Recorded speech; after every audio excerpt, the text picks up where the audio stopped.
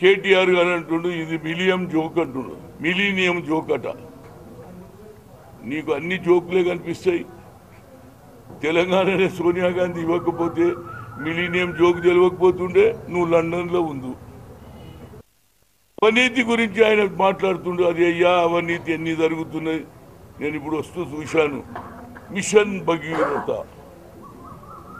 అదేవిధంగా మిషన్ కాకతీయ, షాదీ ముబారక్, కళ్యాణ లక్ష్మి, ఇవన్నీ బాగానే ఉన్నాయి. ఇప్పుడు ఆఖరికి పేరు దొరకక కేసీఆర్ కిట్స్ అట, కేసీఆర్ కిట్. ఇక పేర్లలో మార్పు వచ్చింది. నా భయం ఏమిటంటే 4 రోజుల తర్వాత కేసీఆర్ విస్కీ వస్తుందని భయపడుతుంది.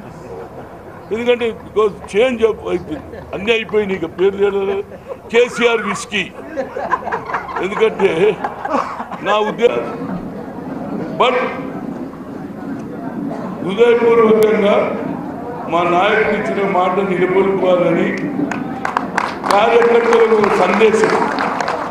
హనుమంతరావు లాంటి వాడు రాహుల్ గాంధీ మాట విని తన బ్రాస్లెట్ ఇచ్చిందంటే మిగతా కార్యకర్తలు కూడా ఒకరికొకరు సాయం చేస్తూ పార్టీని బలోపేతం చేయాలనేది నా ఉద్దేశం. గతంలో ఆయన తండ్రి కూడా ఇలాంటి ఆలోచనలు కార్యకర్తల మీద ఉన్న నమ్మకంతో అడిగేవాడు. అదే నమ్మకాన్ని మనం ఒమ్ము చేయకుండా ఫ్యూచర్లో ప్రతి కార్యకర్త కూడా ఆయన బహిరంగ సభలో చాలా మంచిగా మాట్లాడాడు, ప్రజల దగ్గర వెళ్ళమన్నాడు. అదేవిధంగా నిన్న మిర్చి రైతులను నేను సభలో ఉన్నా, ఆ 10 మందిని నేనే పిలిపించా. వాళ్ళందరూ వచ్చారు, వాళ్ళని కూడా కలిశాడు, వాళ్ళ బాధ తెలుసుకున్నాడు.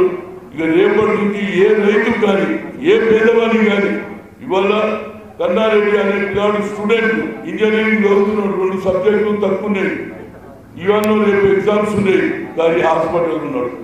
ఇలాంటి ఎక్కడ అన్యాయం జరిగినా, ఎక్కడ పోలీసు ఎక్కువ ఆధిపత్యం చెలాయినా, ఒక కార్యకర్త మీద లాఠీ పడితే అక్కడ హనుమంతరావు ఉంటాడు, అక్కడ జగ్గారెడ్డి ఉంటాడు.